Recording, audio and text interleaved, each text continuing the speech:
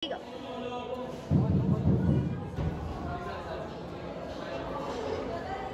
So, good afternoon everyone. Naka-aside sa akin ang the limitation of sin x as x approaches to 25 pi over 6. So, ang gagawin natin, first step, bring down the ito and lalagyan ng f of 25 pi over 6. Then, transpose f of 25 pi over 6 is equals to sin x. And substitute, magiging sin 25 pi over 6. Ang sin 25 pi over 6 ay 1 up. So, ang final answer natin is 0.5.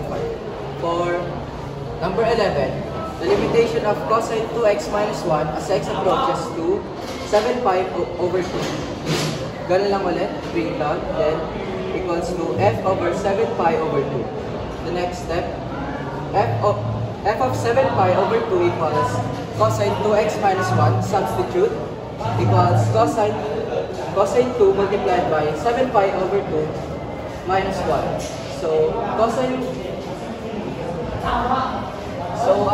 value of cosine 2 multiplied by 7 pi over 2 is negative 1 minus 1. So, ang final answer is negative 2. That's all. Thank you.